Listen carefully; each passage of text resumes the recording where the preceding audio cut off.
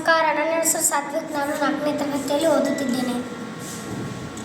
ಇಂದು ನಾವು ಸಸ್ಯದ ಮೂಲ ಮತ್ತು ಪ್ರಾಣಿಯ ಮೂಲ ಆಹಾರ ಬಗ್ಗೆ ತಿಳ್ಕೊಂಡು. ಸಸ್ಯಗಳು ಮತ್ತು ಪ್ರಾಣಿಗಳು ಮಾನವನ ಆಹಾರದ ಮುಖ್ಯ ಮೂಲವಾಗಿದೆ. ಸಸ್ಯ ಮೂಲದ ಆಹಾರಗಳು ಅಕ್ಕಿ, ಗೋಧಿ, ಜೋಳ, ಕಡಲೆ ಇತ್ಯಾದಿ. ಪ್ರಾಣಿ ಮೂಲದ ಆಹಾರಗಳು ಚಿಕನ್, ಮಟನ್, ಹಾಲು, ಮೊಟ್ಟೆ, ಬೆಣ್ಣೆ, ಚೀಸ್. ಧನ್ಯವಾದಗಳು. ಎಲ್ಲರಿಗೂ ನಮಸ್ತೆ. ನನ್ನ ಹೆಸರು ಕೀರ್ತಿ ಪಾಟೀಲ್. ನಾನು 4ನೇ ತರಗತಿಯಲ್ಲಿ ಓದ್ತೀನಿ. ಇಂದು ನಾವು ಆಹಾರ ಪದ್ಧತಿಯ ಆಧಾರದ ಮೇಲೆ ಪ್ರಾಣಿಗಳ ವರ್ಗೀಕರಣದ ಬಗ್ಗೆ ತಿಳಿದುಕೊಳ್ಳೋಣ. ಸಸ್ಯಾಹಾರಿ ಪ್ರಾಣಿಗಳು ಸಸ್ಯವನ್ನು ಮಾತ್ರ ತಿನ್ನುತ್ತವೆ. ಮಾಂಸಾಹಾರಿ ಪ್ರಾಣಿಗಳು ಮಾಂಸವನ್ನು ಮಾತ್ರ ತಿನ್ನುತ್ತವೆ. ಮಿಶ್ರಾಹಾರಿ ಪ್ರಾಣಿಗಳು ಇವು ಎರಡನ್ನೂ ತಿನ್ನುತ್ತವೆ, ಸಸ್ಯ ಮತ್ತು ಮಾಂಸ. ಧನ್ಯವಾದ.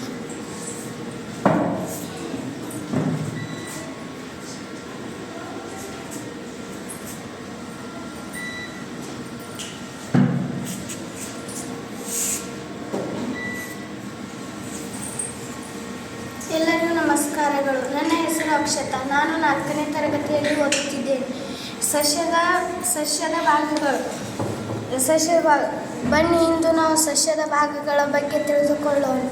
ಸಸ್ಯದ ಮುಖ್ಯ ಭಾಗಗಳೆಂದರೆ ಬೇರು, ಕಾಂಡ, ಎಲೆ, ಮೊಗ್ಗು ಮತ್ತು ಹಣ್ಣು. ಸಸ್ಯದ ಕಾರ್ಯಗಳು. ಬೇರು ಮಣ್ಣಿನ ಕೆಳಗಿರುವ ಈ ಭಾಗವು ಸಸ್ಯವನ್ನು ಗಟ್ಟಿಯಾಗಿ ಹಿಡಿದಿಟ್ಟುಕೊಳ್ಳುತ್ತದೆ ಮತ್ತು ಮಣ್ಣಿನಿಂದ ನೀರು ಮತ್ತು ಖನಿಜಗಳನ್ನು ಹೀರಿಕೊಳ್ಳುತ್ತದೆ. ಕಾಂಡ ಎಲೆ ಸಸ್ಯದ ಬೆನ್ನೆಲುಬಾಗಿದ ಎಲೆ, ಹೂ ಮತ್ತು ಹಣ್ಣುಗಳನ್ನು ಹೊತ್ತುಕೊಳ್ಳುತ್ತದೆ. ಬೇರುಗಳಿಂದ ಎಲೆಗಳಿಗೆ ಮತ್ತು ಎಲೆಗಳಿಂದ ಆಹಾರವನ್ನು ಸಸ್ಯದ ಇತರ ಭಾಗಗಳಿಗೆ ಸಾಗಿಸುತ್ತದೆ. ಧನ್ಯವಾದ.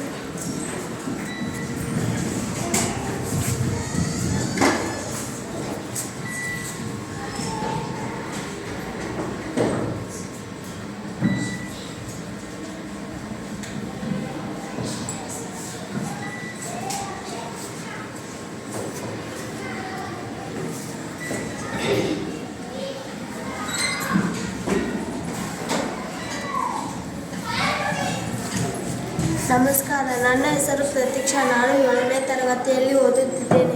ಮಾನವನ ಜೀರ್ಣಾಂಗವ್ಯೂಹವನ್ನು ಆಹಾರ ಸೇವನೆ ಮತ್ತು ಜೀರ್ಣಕ್ರಿಯೆ ಪೋಷಕಾಂಶಗಳನ್ನು ಹೀರಿಕೊಂಡು ತ್ಯಾಜ್ಯ ವಿಸರ್ಜನೆ ಎಂಬ ಪ್ರಮುಖ ಕಾರ್ಯಗಳನ್ನು ನಿರ್ವಹಿಸುತ್ತದೆ. ಜೀರ್ಣಕ್ರಿಯೆಯಲ್ಲಿ ಭಾಗವಹಿಸುವ ಪ್ರಮುಖ ಅಂಗಗಳ ಪಾತ್ರವನ್ನು ತಿಳಿಯೋಣ. ಬಾಯಿ ಮತ್ತು ಲಾಲಾರಸ ಗ್ರಂಥಿಗಳ ಆಹಾರವನ್ನು ಅಗೆಯುವುದು ಕಾರ್ಬೋಹೈಡ್ರೇಟ್ ಎಂಬ ಜೀರ್ಣಕ್ರಿಯೆಯಲ್ಲಿ ಪ್ರಾರಂಭಿಸುತ್ತದೆ. ಅನ್ನನಾಳ ಆಹಾರವನ್ನು ಹೊಟ್ಟೆಗೆ ತಳ್ಳುವುದು. ಜಠರ ಹೈಡ್ರೋಕ್ಲೋರಿಕ್ ಆಮ್ಲದ ಮೂಲಕ ಆಹಾರವನ್ನು ಮಿಶ್ರಣ ಮಾಡುವುದು ಮತ್ತು ಪ್ರೋಟೀನ್ ಜೀರ್ಣಕ್ರಿಯೆಯಲ್ಲಿ ನಡೆಯುತ್ತದೆ. ಸಣ್ಣ ಜೀರ್ಣಕ್ರಿಯೆಯು ಇಲ್ಲಿ ಪೂರ್ಣಗೊಳ್ಳುತ್ತದೆ. ವಿಲ್ಲೆಗಳ ಮೂಲಕ ಪೋಷಕಾಂಶಗಳನ್ನು ಹೀರಿಕೊಂಡು ರಕ್ತಕ್ಕೆ ಸೇರುತ್ತವೆ. ಯಕೃತ್, ಲಿವರ್ ಮತ್ತು ಮೇದೋಜೀರಕ ಗ್ರಂಥಿಗಳು ಜೀರ್ಣಕ್ರಿಯೆಗೆ ಅಗತ್ಯವಾದ ವೆತ್ತರಸ ಮತ್ತು ಕಿಣ್ವಗಳನ್ನು ಶ್ರಮಿಸುತ್ತದೆ. ದೊಡ್ಡ ಕರಳು ನೀರನ್ನು ಹೀರಿಕೊಂಡು ಮಲವನ್ನು ಘನರೂಪಕ್ಕೆ ತರುವುದು. ಜೀರ್ಣಕ್ರಿಯೆಯು ಸ್ನಾಯುಗಳ ಲಯಬದ್ಧ ಸಂಕುಚನ ಮತ್ತು ಹಾರ್ಮೋನ್ಗಳ ನಿಯಂತ್ರಣದಿಂದ ನಡೆಯುತ್ತದೆ. ಧನ್ಯವಾದ.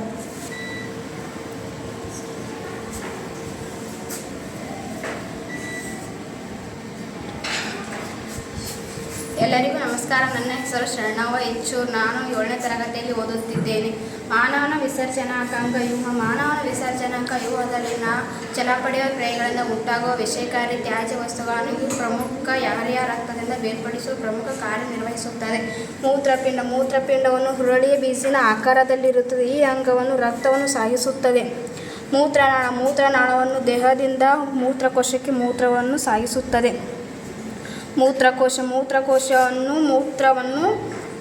ಮೂತ್ರವನ್ನು ತಾತ್ಕಾಲಿಕವಾಗಿ ಸೇಕರಿಸುತ್ತದೆ. ಮೂತ್ರದ್ವಾರವನ್ನು ಹೊರಹಾಕುವ ಪ್ರಮುಖ ಕಾರ್ಯನಿರ್ವಹಿಸುತ್ತದೆ. ಧನ್ಯವಾದಗಳು. ಮಾನವನ ವಿಸರ್ಜನಾಂಗವ್ಯೂಹ ಕಾರ್ಯ.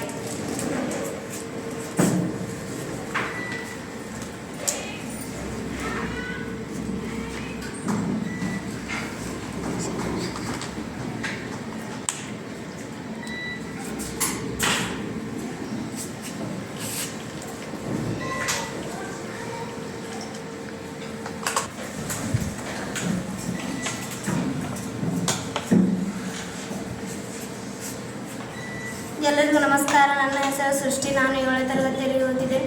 ಇಂದು ನಾವು ಹೂವಿನ ಭಾಗಗಳ ಬಗ್ಗೆ ತಿಳಿದುಕೊಳ್ಳೋಣ. ಹೂವನ್ನು ಸಸ್ಯದ ಸಂತಾನೋತ್ಪತ್ತಿ ಭಾಗಗಳಾದ ಕೀಟಗಳು ಆಕರ್ಷಿಸುವುದು ಮತ್ತು ಬೀಜ ಉತ್ಪಾದನೆ ಸಹಾಯ ಮಾಡುವುದು. ಹೂವಿನ ಭಾಗಗಳು: ತೊಟ್ಟು, ಹೂವನ್ನು ಕಾಂಡಕ್ಕೆ ಜೋಡಿಸುವ ಭಾಗ. ಪುಷ್ಪ ಪಾತ್ರ, ಹೂವಿನ ಬುಡದಲ್ಲಿರುವ ಹಸಿರು ಬಣ್ಣದ ಭಾಗ.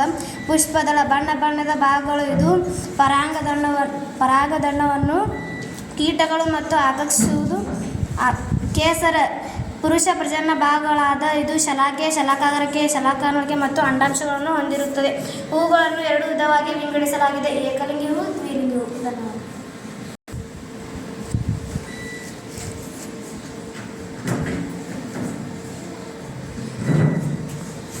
ಎಲ್ಲರಿಗೂ ನಮಸ್ಕಾರ. ನನ್ನ ಹೆಸರು ಸೌಮ್ಯ ಸಂತೋಷ್ ಕಾಪ್ತೆ. ನಾನು 6ನೇ ತರಗತಿಯಲ್ಲಿ ಓದುತ್ತಿದ್ದೇನೆ. ಇಂದು ನಾನು ದ್ಯುತಿ ಸಂಶ್ಲೇಷಣೆ ಹಾಗೂ ಏಕದಳ ಮತ್ತು ದ್ವಿದಳ ಸಸ್ಯದ ಭಾಗಗಳನ್ನು ತಿಳಿಸುತ್ತೇನೆ.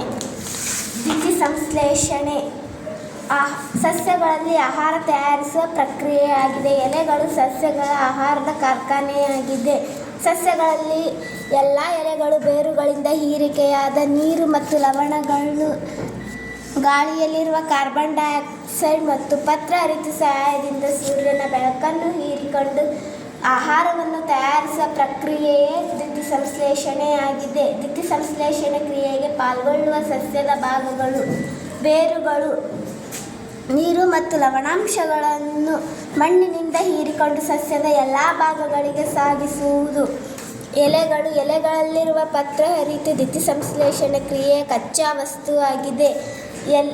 ಎಲೆಗಳು ಸೂರ್ಯನ ಬೆಳಕನ್ನು ಹೀರಿಕೊಂಡು ಸಕ್ರಿಯಗೊಳಿಸುತ್ತದೆ. ಬೆಳಕು ನೀರಿನ ಅಣುಗಳನ್ನು ಹೈಡ್ರೋಜನ್ ಹಾಗೂ ಆಮ್ಲಜನಕವಾಗಿ ಒಡೆಯುತ್ತದೆ. ಈ ಮೂಲಕ ಸಸ್ಯಗಳು ಆಹಾರ ತಯಾರಿಸುವ ಪ್ರಕ್ರಿಯೆಯೇ ದ್ಯುತಿ ಸ್ವಪೋಷಕಗಳು ಆಗಿವೆ. ಏಕದಳ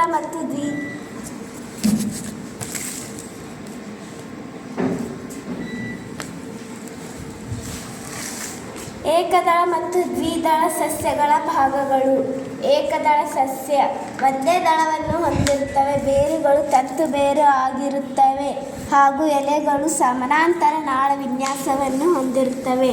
ದ್ವಿದಳ ಸಸ್ಯ 2 ದಳವನ್ನು ಹೊಂದಿರುತ್ತವೆ. ಬೇರುಗಳು ತಾಯಿ ಬೇರು ಆಗಿರುತ್ತದೆ ಹಾಗೂ ಎಲೆಗಳು ಜಾಲಬಂಧ ನಾಳ ವಿನ್ಯಾಸವನ್ನು ಹೊಂದಿರುತ್ತವೆ. ಧನ್ಯವಾದಗಳು.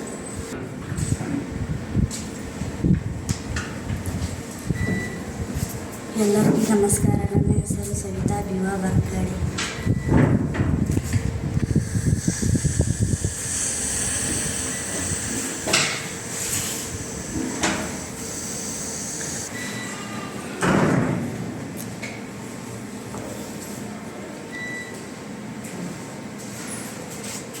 ನಮಸ್ಕಾರ. ನನ್ನ ಹೆಸರು ಶ್ರುತಿ ರಮೇಶ್ ಪಲ್ಲಿಕಾರ್. ನಾನು 7ನೇ ತರಗತಿಯಲ್ಲಿ ಓದುತ್ತಿದ್ದೇನೆ. ಪರಾಗಸ್ಪರ್ಶ ಕ್ರಿಯೆ ತಿಳಿದುಕೊಳ್ಳೋಣ. ಈ ಕ್ರಿಯೆಯು 2 ರೀತಿ ನಡೆಯುತ್ತವೆ. ಪರಾಗಸ್ಪರ್ಶ ಕ್ರಿಯೆ: ಒಂದು ಹೂವಿನ ಕೇಸರದಿಂದ ಶಲಾಕಾಂಗಕ್ಕೆ ಪರಾಗವು ವರ್ಗಾವಣೆ ಆಗುವ ಪ್ರಕ್ರಿಯೆಗೆ ಪರಾಗಸ್ಪರ್ಶ ಕ್ರಿಯೆ ಎನ್ನುವರು. ದ್ಯುತಿ ಸಂಶ್ಲೇಷಣೆ ಕ್ರಿಯೆ ಎನ್ನುವರು. ಧನ್ಯವಾದ. ಪರಾಗಸ್ಪರ್ಶ ಕ್ರಿಯೆ: ಈ ಕ್ರಿಯೆಯು 2 ರೀತಿ ನಡೆಯುತ್ತವೆ. ಒಂದು ಹೂವಿನ ಕೇಸರದಿಂದ ಶಲಾಕಾಂಗಕ್ಕೆ ಪರಾಗವು ವರ್ಗಾವಣೆ ಆಗುವ ಪ್ರಕ್ರಿಯೆಗೆ ಪರಾಗಸ್ಪರ್ಶ ಕ್ರಿಯೆ ಎನ್ನುವರು. ಈ ಕ್ರಿಯೆಯು 2 ರೀತಿ ನಡೆಯುತ್ತವೆ: ಸ್ವಕೀಯ ಪರಾಗಸ್ಪರ್ಶ, ಪರಕೀಯ ಪರಾಗಸ್ಪರ್ಶ. ಸ್ವಕೀಯ ಪರಾಗಸ್ಪರ್ಶ ಮೊದಲಿಗೆ ತಿಳಿಯೋಣ. ಒಂದು ಹೂವಿನ ಕೇಸರದಿಂದ ಶಲಾಕಾಂಗಕ್ಕೆ ಪರಾಗವು ವರ್ಗಾವಣೆ ಆಗುವ ಪ್ರಕ್ರಿಯೆಗೆ ಪರಾಗಸ್ಪರ್ಶ ಕ್ರಿಯೆ ಎನ್ನುವರು. ಪರಕೀಯ ಪರಾಗಸ್ಪರ್ಶ: ಈ ಕ್ರಿಯೆಯು ಒಂದೇ ಜಾತಿಯ ಬೇರೊಂದು ಗಿಡದ ಸಸ್ಯ ಮತ್ತೊಂದು ಗಿಡದ ಹೋಗುವ ಪ್ರಕ್ರಿಯೆಗೆ ಪರಕೀಯ ಪರಾಗಸ್ಪರ್ಶ ಕ್ರಿಯೆ ಎನ್ನುವರು. ಧನ್ಯವಾದಗಳು.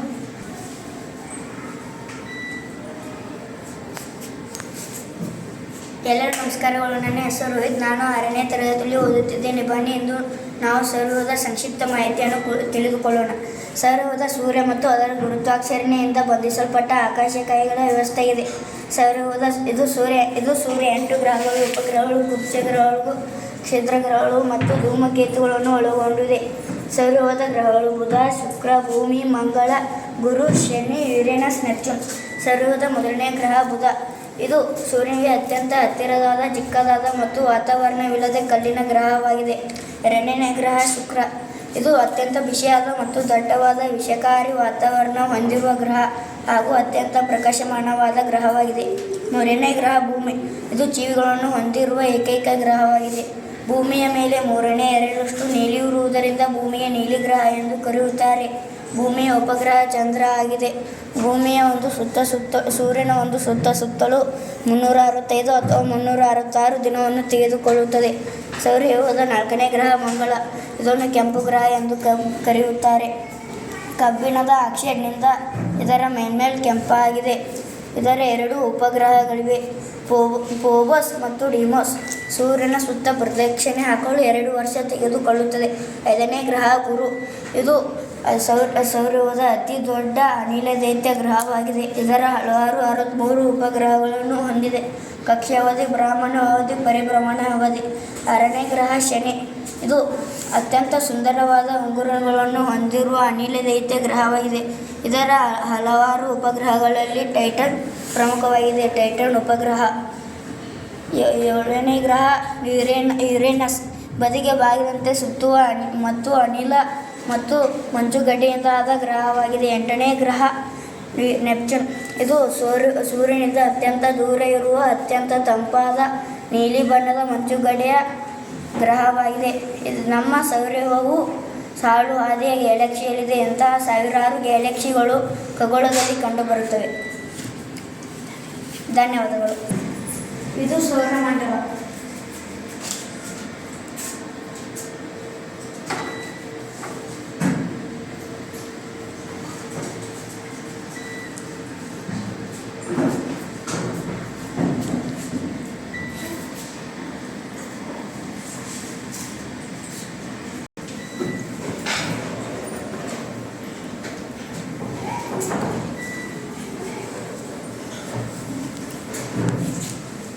ಎಲ್ಲರಿಗೂ ನಮಸ್ಕಾರಗಳು. ನನ್ನ ಹೆಸರು ಸುದೀಪ್ ಹಂಸಿದಿಚ್ಚೂರ್. ನಾನು 6ನೇ ತರಗತಿಯಲ್ಲಿ ಓದುತ್ತಿದ್ದೇನೆ. ನಾನು ಇಂದು ಮಳೆ ನೀರು ಕೊಯ್ಲು ಮಾದರಿ ಕುರಿತು ವಿವರಣೆ ನೀಡುತ್ತಿದ್ದೇನೆ. ಮಳೆ ನೀರು ಕೊಯ್ಲು ಅಂದರೆ ಮಳೆಗಾಲದಲ್ಲಿ ಛಾವಣಿ ಅಥವಾ ನೆಲದ ಮೇಲೆ ಬೀಳುವ ಮಳೆ ನೀರನ್ನು ವ್ಯರ್ಥವಾಗದಂತೆ ತಡೆಯುವುದು, ಸಂಗ್ರಹಿಸುವುದು, ನಂತರದ ಬಳಕೆಯಾಗಿ ಅಂತರ್ಜಲ ಮಟ್ಟವನ್ನು ಹೆಚ್ಚಿಸಲು ಬಳಸುವ ಪ್ರಕ್ರಿಯೆಯಾಗಿದೆ. ಇದು ನೀರಿನ ಸಂರಕ್ಷಣೆ ಒಂದು ಉತ್ತಮ ಮಾರ್ಗವಾಗಿದೆ. ಮಳೆ ನೀರನ್ನು ಟ್ಯಾಂಕ್ ಅಥವಾ ತೋಟಗಳಲ್ಲಿ ಸಂಗ್ರಹಿಸಬಹುದು. ಹೆಚ್ಚುವರಿ ಮಳೆ ನೀರನ್ನು ಭೂಮಿಗೆ ಇಂಗಿಸಿ ಅಂತರ್ಜಲ ಮಟ್ಟವನ್ನು ಹೆಚ್ಚಿಸಬಹುದು. ಮಳೆ ನೀರು ಕೊಯ್ಲು ಇತರೆ ಪ್ರಯೋಜನಗಳು: ಪರಿಸರ ಸ್ನೇಹಿಗಾಗಿ ನೀರನ್ನು ಸಂಗ್ರಹಿಸಬಹುದು, ನೀರಿನ ಬಿಲ್ ಕಡಿಮೆ ಮಾಡುವುದು, ಅಂತರ್ಜಲ ಮಟ್ಟವನ್ನು ಹೆಚ್ಚಿಸಬಹುದು. ಕಡಿಮೆ ಮಳೆ ಬೀಳುವ ಈ ಒಂದು ಯೋಜನೆ ವರದಾನವಾಗಿದೆ. ಧನ್ಯವಾದಗಳು.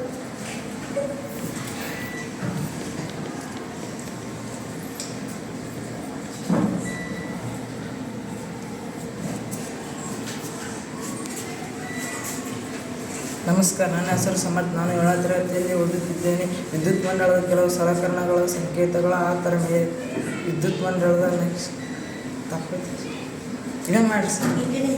ಎಲ್ಲರಿಗೂ ನಮಸ್ಕಾರಗಳು. ನನ್ನ ಹೆಸರು ಸಮರ್ಥ್. ನಾನು 7ನೇ ತರಗತಿಯಲ್ಲಿ ಓದುತ್ತಿದ್ದೇನೆ. ವಿದ್ಯುತ್ ಮಂಡಳದ ಕೆಲವು ಸಲಕರಣೆಗಳ ಸಂಕೇತಗಳು. ವಿದ್ಯುತ್ ಮಂಡಳದ ಕೆಲವು ಸಲಕರಣೆಗಳ ಸಂಕೇತಗಳು: ವಿದ್ಯುತ್ ಸಲಕರಣಾ ಸಂಕೇತ, ಬ್ಯಾಟರಿಯ ಸಂಕೇತ, ವಿದ್ಯುತ್ ಕೋಶದ ಸಂಕೇತ, ವಿದ್ಯುತ್ ಬಲ್ಬದ ಸಂಕೇತ, ಸ್ವಿಚ್ಚಿನ ಸಂಕೇತ, ತಂತಿಯ ಸಂಕೇತ. ಸಲಕರಣೆಗಳ ಆತರ ಮೇಲಿನ ವಿದ್ಯುತ್ ನಕ್ಷೆ ರಚನೆ. ನಿಮ್ಮ ಕೈ ನಕ್ಷೆ ರಚನೆ: ವಿದ್ಯುತ್ ಬಲ್ಬ್, ವಿದ್ಯುತ್ ಬ್ಯಾಟ್ರಿ. ಇದು ಹತ್ತೈತೆ. ನಿಮ್ಮ ಕೈಗಳು ಎಷ್ಟು ಸ್ಥಿರ ಇದೆ ಎಂದು ಪರೀಕ್ಷಿಸಿಕೊಳ್ಳಿ.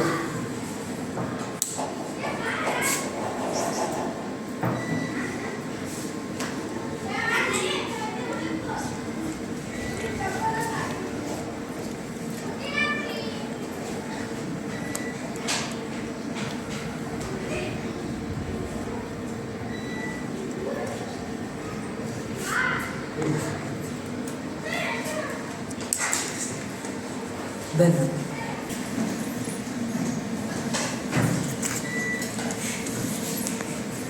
ಎಲ್ಲರಿಗೂ ನಮಸ್ಕಾರಗಳು. ನನ್ನ ಹೆಸರು ಕೊಂಡವ ವಿವಾ ಬೆಕ್ಕಡಿ. ನಾನು 6ನೇ ತರಗತಿಯಲ್ಲಿ ಓದುತ್ತೇನೆ.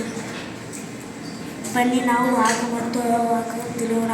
ವಾಹಕ ಎಂದರೆ ತಮ್ಮ ಮೂಲಕ ವಿದ್ಯುತ್ ಪ್ರವಾಹವನ್ನು ಸುಲಭವಾಗಿ ಹಾದುಹೋಗಲು ಅನ್ವಯಿಸುವ ವಸ್ತುಗಳು ಎನ್ನುವುದು. ಉದಾಹರಣೆ: ತಾಮ್ರ, ಅಲ್ಯೂಮಿನಿಯಂ, ಚಿನ್ನ, ಬೆಳ್ಳಿ, ಕಬ್ಬಿಣ, ನೀರು ಮತ್ತು ಮಾನವ ದೇಹ.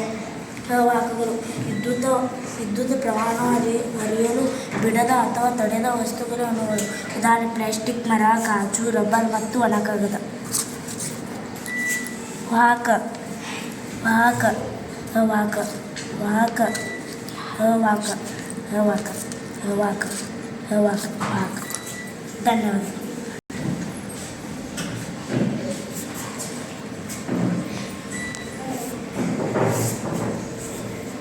ಎಲ್ಲರಿಗೂ ನಮಸ್ಕಾರಗಳು. ನನ್ನ ಹೆಸರು ಸಂಪತ್ ಕುಮಾರ್ ಬಂದಾರಿ. ನಾನು 7ನೇ ತರಗತಿಯಲ್ಲಿ ಓದುತ್ತಿದ್ದೇನೆ. ಚಲನೆ ಬಗ್ಗೆ ಹೇಳುತ್ತೇನೆ. ಚಲನೆ ಎಂದರೆ ಒಂದು ವಸ್ತುವಿನ ಸ್ಥಾನದಲ್ಲಾಗುವ ಬದಲಾವಣೆಗೆ ಚಲನೆ ಎನ್ನುವರು. ಚಲನೆಯಲ್ಲಿ 4 ವಿಧಗಳು. 1. ಸರಳ ರೇಖೀಯ ಚಲನೆ, ಆಂದೋಲನ ಚಲನೆ, ಆವರ್ತಕ ಚಲನೆ, ವೃತ್ತೀಯ ಚಲನೆ. ಸರಳ ರೇಖೀಯ ಚಲನೆ ಎಂದರೆ ಒಂದು ವಸ್ತು ಸರಳವಾಗಿ ಚಲಿಸಿದರೆ ಅದನ್ನು ಸರಳ ರೇಖೀಯ ಚಲನೆ ಎನ್ನುವರು. ಉದಾಹರಣೆ ನೇರ ರಸ್ತೆಯಲ್ಲಿ ಚಲಿಸುವ ಕಾರು. 2. ಆಂದೋಲನ ಚಲನೆ. ಆಂದೋಲನ ಚಲನೆ ಎಂದರೆ ಒಂದು ಬಿಂದುವಿನಿಂದ ಹಿಂದೆ, ಮುಂದೆ ಅಥವಾ ಮೇಲೆ, ಕೆಳಗೆ ಚಲಿಸಿದರೆ ಅದನ್ನು ಆಂದೋಲನ ಚಲನೆ ಎನ್ನುವರು. ಉದಾಹರಣೆ ಉಯ್ಯಾಲೆಯ ಚಲನೆ. 3. ಆವರ್ತಕ ಚಲನೆ. ಆವರ್ತಕ ಚಲನೆ ಎಂದರೆ ಒಂದು ಚಲನೆ ನಿರ್ದಿಷ್ಟ ಸಮಯದ ಅಂತರದಲ್ಲಿ ಪುನರಾವರ್ತನೆಯಾದರೆ ಅದನ್ನು ಆವರ್ತಕ ಚಲನೆ ಎನ್ನುವರು. ಉದಾಹರಣೆ ಗಡಿಯಾರದ ಮುಳ್ಳುಗಳು. 4. ವೃತ್ತೀಯ ಚಲನೆ. ವೃತ್ತೀಯ ಚಲನೆ ಎಂದರೆ ಒಂದು ವಸ್ತು ವೃತ್ತಾಕಾರದಲ್ಲಿ ತಿರುಗಿದರೆ ಅದನ್ನು ವೃತ್ತೀಯ ಚಲನೆ ಎನ್ನುವರು. ಉದಾಹರಣೆ ತಿರುಗುವ ಪ್ರಾಣಿ. ಧನ್ಯವಾದಗಳು.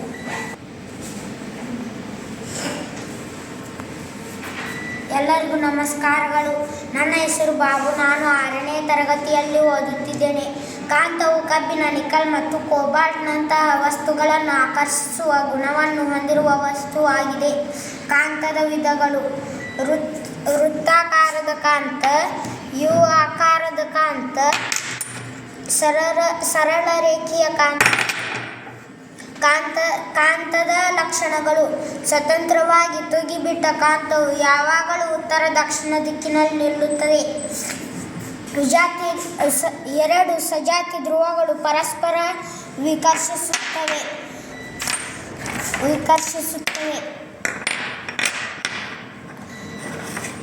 ಉತ್ತರ ಮತ್ತು ದಕ್ಷಿಣ.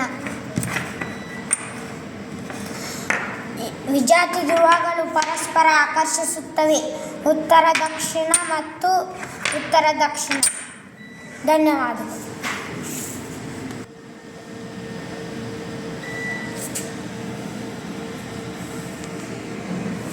ಎಲ್ಲರಿಗೂ ನಮಸ್ಕಾರ. ನನ್ನ ಹೆಸರು ಅಫ್ಸಾನಾ ಖುರೇಶಿ. 5ನೇ ತರಗತಿ ವಿದ್ಯಾರ್ಥಿ. ಓದುತ್ತಿದ್ದೇನೆ. ದ್ರವದ ಸ್ಥಿತಿಗಳು 3: ಘನ, ದ್ರವ, ಅನಿಲ. ಘನ ವಸ್ತುವಿನಲ್ಲಿ ಕಣಗಳ ಬಹಳ ಒತ್ತುಂಟಾಗಿ ಜೋಡಿಸಲ್ಪಟ್ಟರೆ ಇವುಗಳಿಗೆ ನಿಶ್ಚಿತ ಆಕಾರ ಮತ್ತು ಗಾತ್ರವನ್ನು ಹೊಂದಿರುತ್ತವೆ. ದ್ರವಾವಸ್ಥೆಯಲ್ಲಿ ಕಣಗಳ ದೂರದಲ್ಲಿ ಜೋಡಿಸಲ್ಪಟ್ಟ ಇವುಗಳು ನಿಶ್ಚಿತ ಆಕಾರ ಗಾತ್ರವಿದ್ದು ಪಾತ್ರೆ ಆಕಾರವನ್ನು ಪಡೆದುಕೊಳ್ಳುತ್ತದೆ. ಉದಾಹರಣೆ ನೀರು, ಹಾಲು, ಪೆಟ್ರೋಲ್, ಡೀಸೆಲ್ ಇತ್ಯಾದಿ. ಅನಿಲಗಳಲ್ಲಿ ದ್ರವ್ಯದ ಕಣಗಳ ನಡುವಿನ ಅಂತರದ ಅತಿ ಹೆಚ್ಚಾಗಿರುತ್ತದೆ. ಇವು ಗಾತ್ರವನ್ನು ಹೊಂದಿರುವುದಿಲ್ಲ. ಉದಾಹರಣೆ ನೈಟ್ರೋಜನ್, ಆಕ್ಸಿಜನ್ ಇತ್ಯಾದಿ.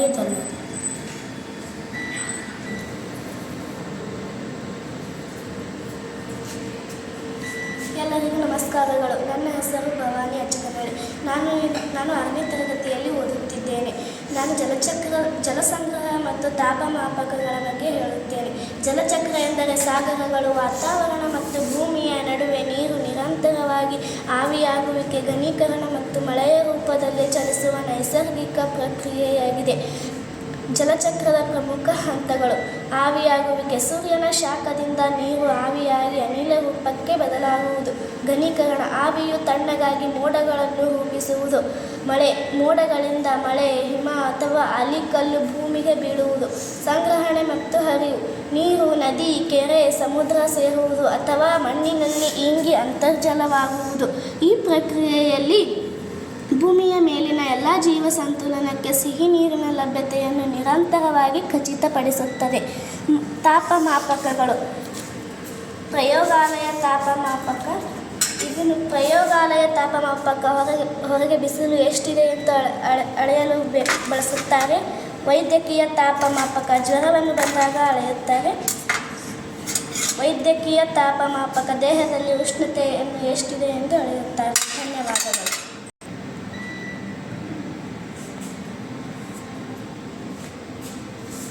ಎಲ್ಲರಿಗೂ ನಮಸ್ಕಾರಗಳು. ನನ್ನ ಹೆಸರು ರಿಹಾನ್ ಮಯ್ಯರ್. ನನ್ನ ಹೆಸರು ಷಣ್ಮುಖ ಸುಧಾಕರ್ ಹಡಪದ್. ನಾನು 6ನೇ ತರಗತಿಯಲ್ಲಿ ಓದುತ್ತಿದ್ದೇನೆ. ಒಗ್ಗಟ್ಟುಗಳು. ನಾನು ಯಾರು ಎಂದು ಹೇಳಿ.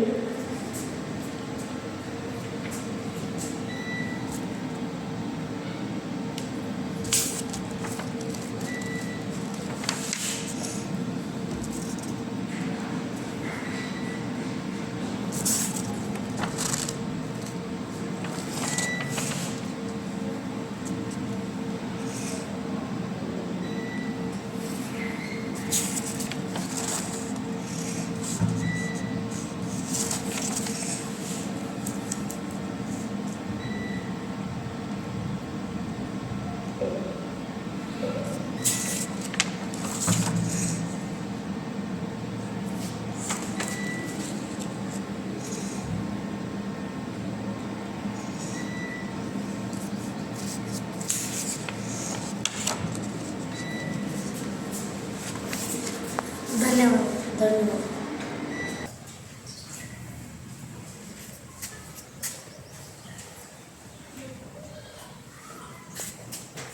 ನಮಸ್ಕಾರಗಳು. ನನ್ನ ಹೆಸರು ದತ್ತು. ನಾನು 7ನೇ ತರಗತಿಯಲ್ಲಿ ಓದುತ್ತಿದ್ದೇನೆ. ಆಮ್ಲ ಮತ್ತು ಪ್ರತ್ಯಾಮ್ಲ.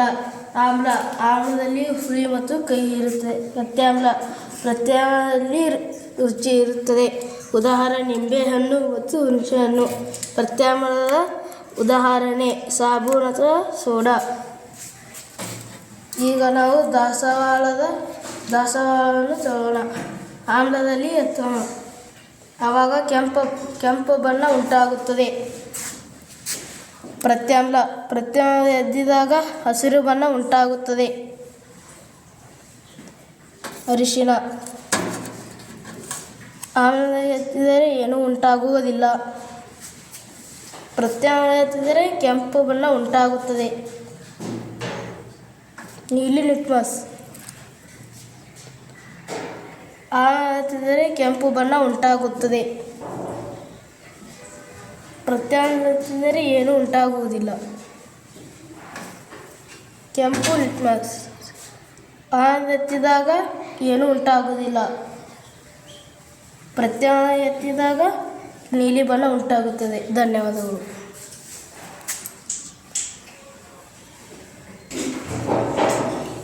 ನಮಸ್ಕಾರ. ನನ್ನ ಹೆಸರು ಲಕ್ಷ್ಮಿ. ಧನ್ಯವಾದಗಳು.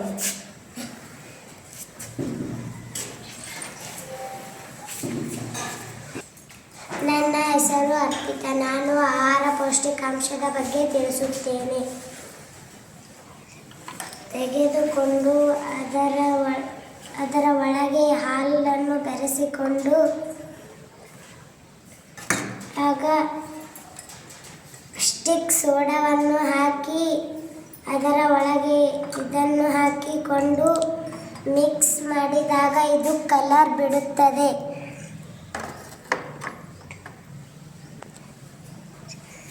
ಬಟಾಟಿಯನ್ನು ತೆಗೆದುಕೊಂಡು ಇದನ್ನು ಇದರ ಮೇಲೆ ಹಾಕಿದಾಗ ಇದು ಕಲರ್ ಬಿಡುತ್ತದೆ.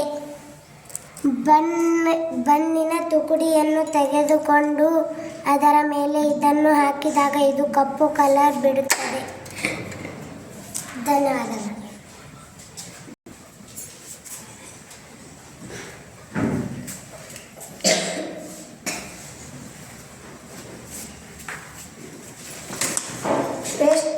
ಶುದ್ಧವಾದ ನೀರನ್ನು ವೇಸ್ಟ್ ನೀರು ಹಾಕಿದರೆ ಅಶುದ್ಧವಾದ ನೀರು ಬರುತ್ತದೆ. ಹನಿ ನೀರಾವರಿ. ಹನಿ ಬೀಳುತ್ತಾ ಒಟ್ಟ ನೀರು ವೇಸ್ಟ್ ಆಗಲ್ಲ. ತುಂತುರು ನೀರಾವರಿ. ಇದು ಎಲ್ಲ ಕಡೆ ಸಮನಾಗಿ ಬೀಳುತ್ತದೆ. ಧನ್ಯವಾದಗಳು.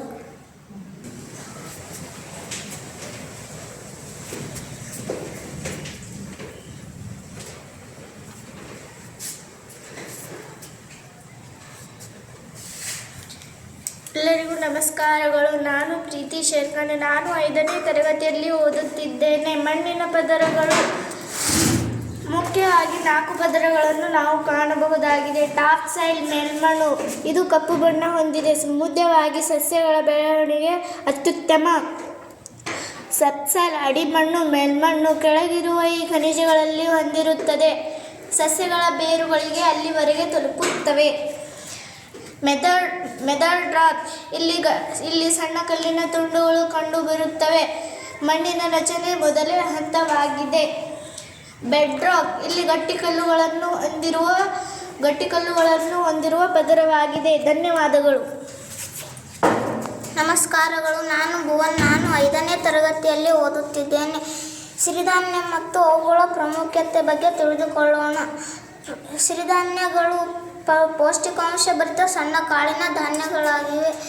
ಪ್ರಮುಖ ಸಿರಿಧಾನ್ಯಗಳೆಂದರೆ ಸಾಮೆ, ಕೊರಳೆ, ಬರಗು, ಸಜ್ಜೆ, ಹಾರಕ, ರಾಗಿ, ಜೋಳ, ಉದಲು.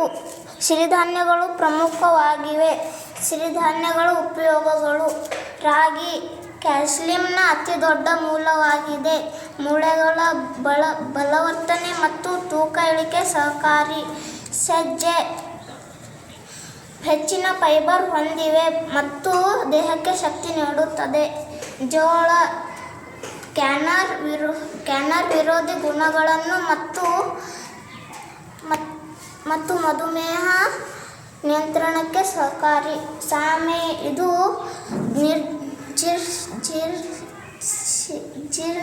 ಜೀರ್ಣಿಸಿಕೊಳ್ಳಲು ಸುಲಭ ಮತ್ತು ಅಕ್ಕಿಗೆ ಉತ್ತಮ ಪರ್ಯಾಯವಾಗಿದೆ. ಧನ್ಯವಾದ.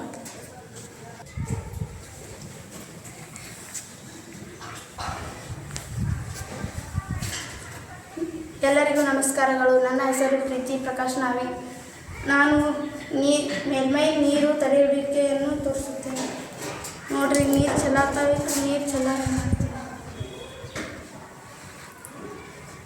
ನೋಡ್ರಿ, ಈಗ ನೀರು ಚೆಲ್ಲಲಾಗ್ಯಾವ್ರಿ. ಮೇಲ್ಮೈ ನೀರು ಒತ್ತಡವನ್ನು ಹಿಡಿಯುವಿಕೆ ರೀ ಇದು. ಈಗ ನೀರು ಚೆಲ್ತೀನಿ.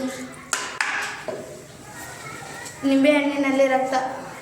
ನಿಂಬೆಹಣ್ಣು ದಾಸವಾಳದ ಧಾರಣದಲ್ಲಿ ಅಧಿಕಟ ಮಾಡಿದಾಗ ಕೆಂಪು ಬಣ್ಣ ಕಾಣಿಸುತ್ತದೆ, ಏಕೆಂದರೆ ಇದು ನಿಂಬೆಹಣ್ಣಿನಲ್ಲಿ ಆಮ್ಲವನ್ನು ಹೊಂದಿದ್ದು ನಿಂಬೆಹಣ್ಣಿನ ಸೂಚಕವು ಕೆಂಪು ಬಣ್ಣ ಕಾಣಿಸುತ್ತದೆ. ಧನ್ಯವಾದಗಳು.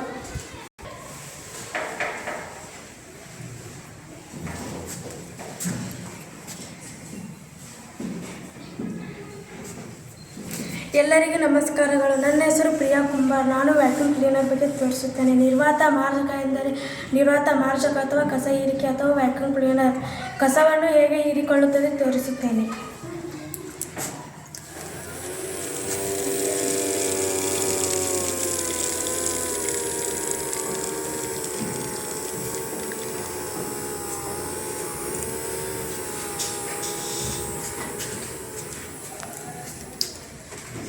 ಧನ್ಯವಾದಗಳು.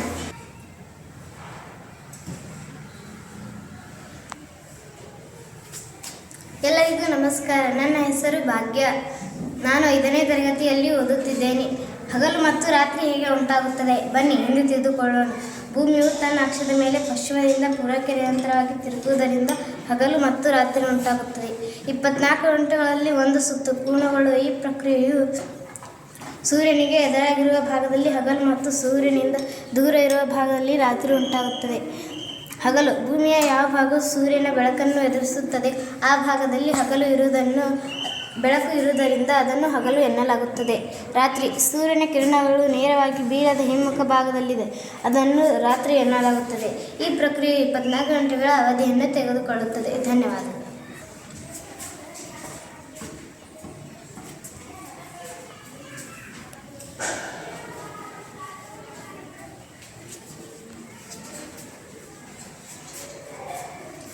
ಎಲ್ಲರಿಗೂ ನಮಸ್ಕಾರಗಳು. ನನ್ನ ಹೆಸರು ತಸ್ನಿಯಾ ಮೋಷನ್ಪೀರ್ ಬಾಲೆಬಾಯಿ. ಗಾಳಿಯ ಸಂಯೋಜನೆ ಮತ್ತು ಗುಣಲಕ್ಷಣಗಳು. ಟೋಟಲ್ ಆಗಿ 100%, ಅದರಲ್ಲಿ 78% ನೈಟ್ರೋಜನ್, 21% ಆಕ್ಸಿಜನ್ ಹಾಗೂ ಆರ್ಗನ್, ಕಾರ್ಬನ್ ಡೈಆಕ್ಸೈಡ್ ಮತ್ತು ಇತರೆ ಅನಿಲಗಳು 1% ಮಾತ್ರ ಇದೆ. ಬೆಂಕಿ ಉರಿಯಲು ಗಾಳಿ ಅವಶ್ಯಕ.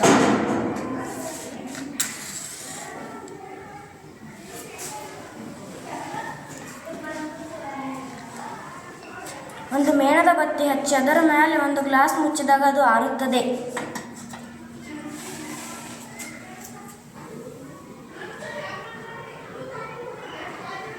ಇದರಿಂದ ನಾವು ಬೆಂಕಿ ಉರಿಯಲು ಗಾಳಿ ಅವಶ್ಯಕ ಎಂದು ತಿಳಿಯಬಹುದು. ಗಾಳಿಯ ಒತ್ತಡವನ್ನು ಉಂಟು ಮಾಡುವುದು.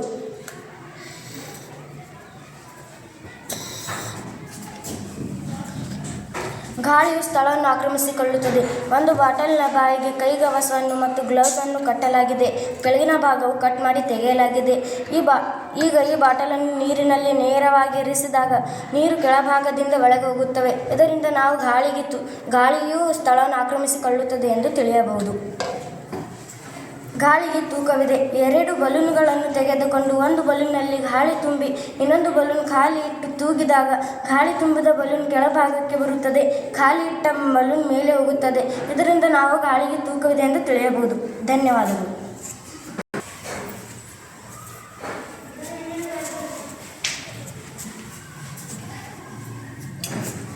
ನಮಸ್ಕಾರಗಳು. ನನ್ನ ಹೆಸರು ದತ್ತು ಗಾಡಿವಾಡ. ನಾನು 7ನೇ ತರಗತಿಯಲ್ಲಿ ಓದುತ್ತಿದ್ದೇನೆ. ಜ್ವಾಲಾಮುಖಿ ಬಗ್ಗೆ ತಿಳಿದುಕೊಳ್ಳೋಣ. ಜ್ವಾಲಾಮುಖಿ ಎಂದರೆ ಭೂಮಿಯ ಮೇಲ್ಮೈ ಇರುವ ಬಿರುಕು ಅಥವಾ ದಾರ. ಇದರ ಮೂಲಕ ಭೂಮಿ ಆಳದಲ್ಲಿರುವ ಕುದಿಯುವ ಲಾವಾ ಬೂದಿ ಬೀಸಿ ಅನಿಲಗಳು ಶಿಖಂಡಗಳು ಹೊರಗೆ ಚಿಮ್ಮಿಸುತ್ತವೆ. ಜ್ವಾಲಾಮುಖಿ ಈ ಪದವು ರೋಮನ್ ಅನಿ ದೇವತ್ ಮೊದಲ ಹೆಸರಿನಿಂದ ಬಂದಿದೆ. ಜ್ವಾಲಾಮುಖಿ ಹೇಗೆ ರೂಪಿಸಿಕೊಳ್ಳುತ್ತಂದರೆ ಭೂಮಿಯ ಟೆಕ್ಟಾನಿಕ್ ಪ್ಲೇಟ್ಗಳು ಒಂದಕ್ಕೊಂದು ಡಿಕ್ಕಿ ಹೊಡೆದಾಗ ಅಥವಾ ದೂರ ಸರಿದಾಗ ಭೂಮಿ ಹೊರಪು ದರವು ತೇಲುವಾಗಿ ಅಥವಾ ಬಿರುಕು ಬಿಟ್ಟಾಗ ಜ್ವಾಲಾಮುಖಿ ಮಟ್ಟಾಗುತ್ತದೆ. ಭೂಮಿಯ ಅಡಿಯಲ್ಲಿರುವ ಕರಗಿದ ಬಂಡೆಗಳನ್ನು ಮ್ಯಾಗ್ಮಾ ಎನ್ನುತ್ತಾರೆ. ಇದರ ಮೂಲಕ ಭೂಮಿಯು ಮೇಲ್ಮಟ್ಟಿಗೆ ಬಂದಾಗ ಲಾವಾ ಎಂದು ಕರೆಯಲ್ಪಡಲಾಗುತ್ತದೆ. ಹೆಚ್ಚಿನ ಸಕ್ರಿಯ ಜ್ವಾಲಾಮುಖಿಯ ಪೆಸಿಫಿಕ್ ಮಹಾಸಾಗರದ ಸುತ್ತಮುತ್ತಲಿನ ರಿಂಗ್ ಆಫ್ ದ ಫೈರ್ ಎಂಬಲ್ಲಿ ಕಂಡುಬರುತ್ತದೆ. ಈಗ ನಾವು ಜ್ವಾಲಾಮುಖಿ ಹೇಗೆ ಹೊರಗೆ ಚಿಮ್ಮಿಸುತ್ತೋ ನೋಡೋಣ. ಈಗ ನಾವು ಸ್ವಲ್ಪ ಸೋಡಾನ ಹಾಕೋಣ.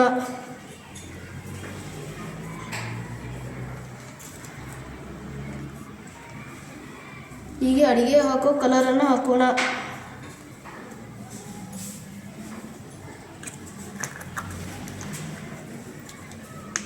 ಈಗ ವಿನೆಗರ್ ಹಾಕೋಣ.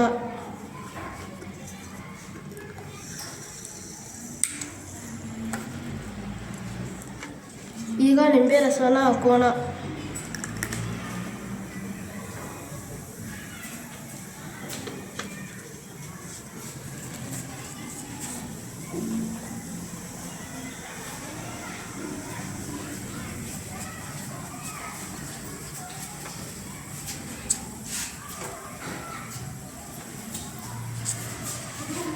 ಎಲ್ಲರಿಗೂ ಧನ್ಯವಾದಗಳು.